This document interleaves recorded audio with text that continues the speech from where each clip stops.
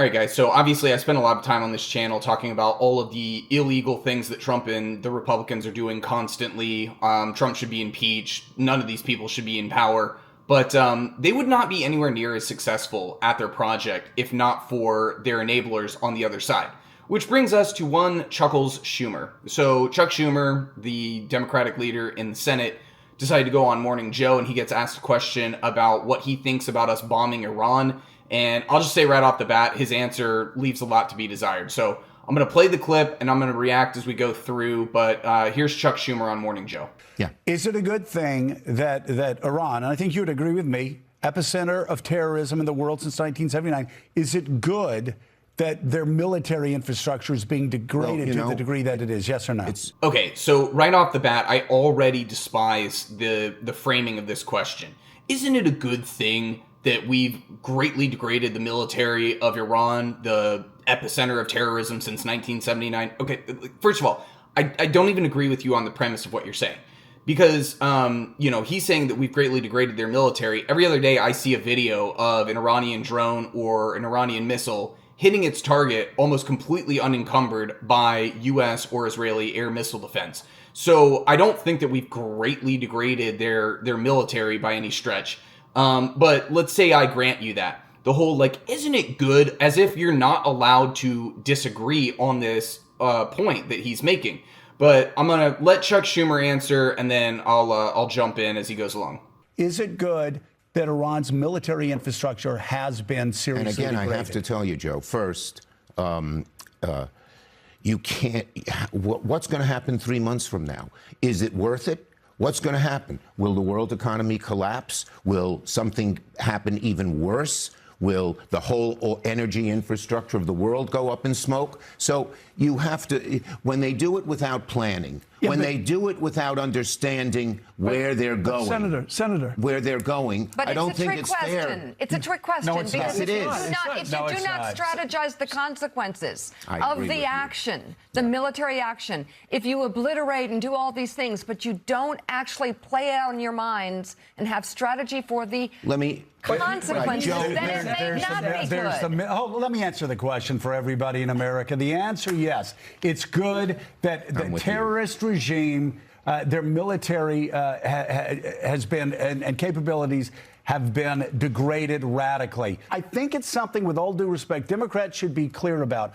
Iran has tried to kill Americans since 1979. Two things, hold on. Two things can be true at once. It can be good that Iran's killing machine has been degraded. At the same time, the consequences may outweigh the good that come from that. It's okay to say that.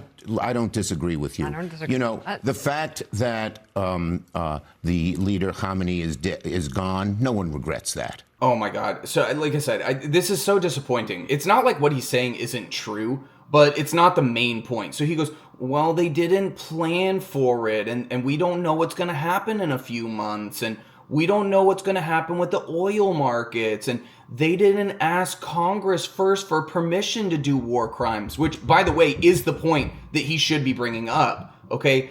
On the first day of this strike, we bombed an elementary school. That's been confirmed. The United States bombed an elementary school. And we know that because it was a Tomahawk cruise missile. We're the only country in the world that makes these. We only sell them to a handful of countries. I think the Netherlands and Japan and Australia, maybe one other country. We don't even sell them to Israel. So we bombed an elementary school. That's a war crime. Isn't it a good thing, though, that we're taking out their military? On top of that, on top of the schools, we've bombed hospitals. We've bombed a bunch of civilian infrastructure. We bombed houses, apartment buildings. We've killed a couple thousand civilians. We've displaced God only knows how many. We've bombed oil depots. It's raining toxic sludge on Tehran. Their soil and groundwater is going to be completely contaminated for decades after this. But isn't it a good thing? We're committing war crimes, and he's pretending like this is the duh position, which I just can't stand. And then he goes on to say, well, no, there's only one good answer.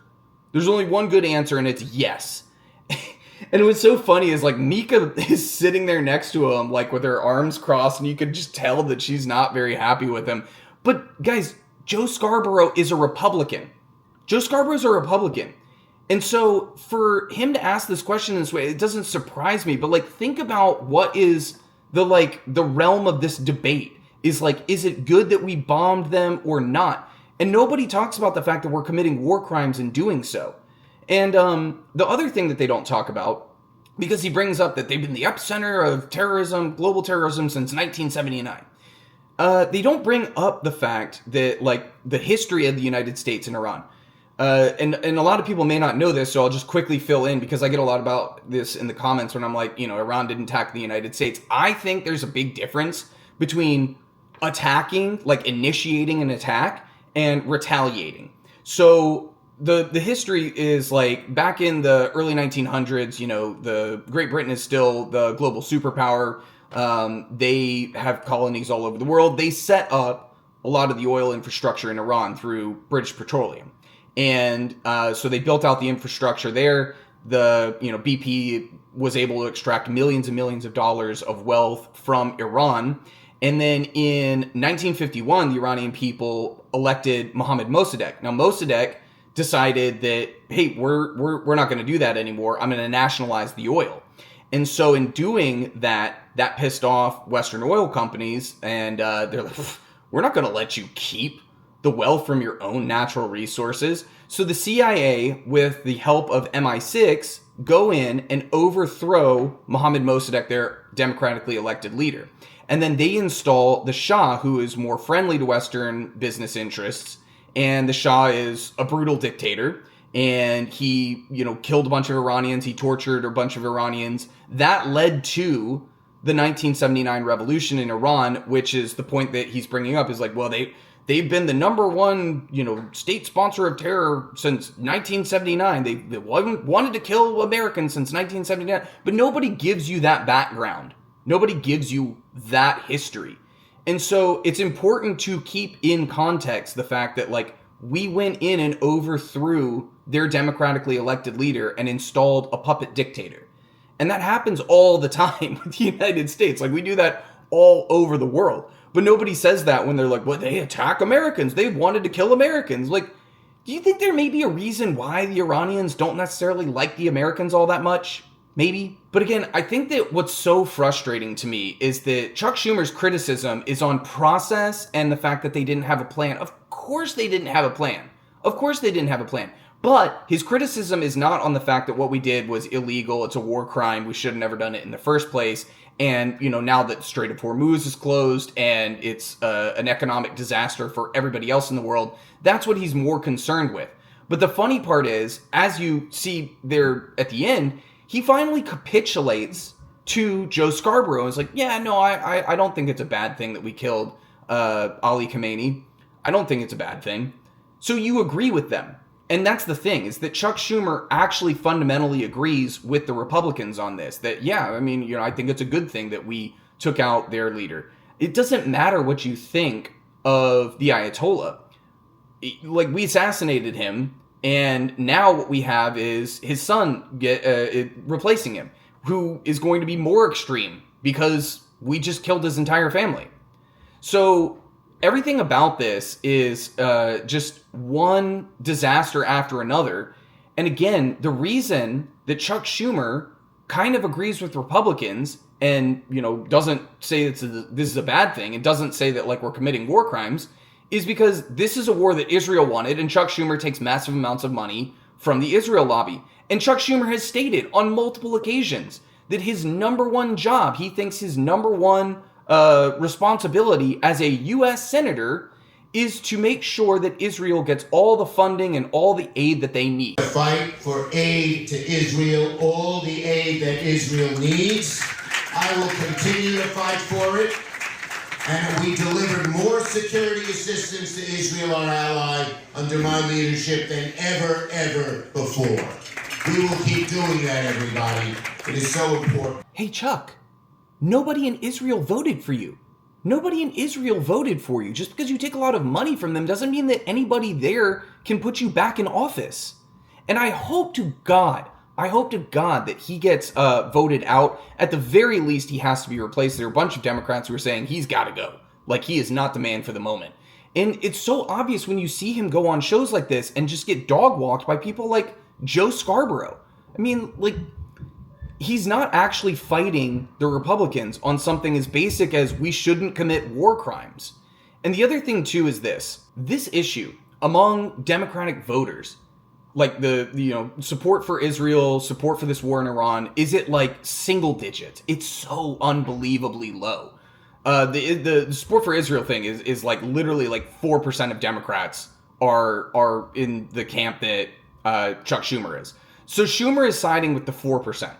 And that's why the Democrats are so unpopular, because his leadership doesn't actually represent the people that they're supposed to represent. They represent the donors, they represent Israel, but they don't represent the people.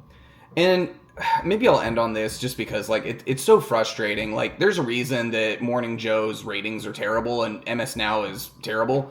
But, like, who watches this and goes, yeah, no, I think that we got a really good, debate going there. Nobody brings up the obvious. You've got Chuck Schumer, who's kind of sort of getting grilled by Joe Scarborough, and he actually at the end capitulates and goes, yeah, no, I think it's a good thing that we killed Khamenei. Like, again, he disagrees about process. He disagrees about the fact that there's no planning. He disagrees that it's going to wreck the world economy. He has nothing to say about the fact that we killed elementary school girls and that we ruined an entire region of the world because of this war. And that's the thing that's so frustrating to me, because MS Now is the supposed left-wing media, or one of them. And this is the range of the discussion. Like, this is the debate we're having. Anyway, it's super frustrating, but Chuck Schumer's got to go. I hope to God he gets voted out this year. I hope he gets replaced by somebody who actually knows how to fight Republicans and doesn't take money from Israel.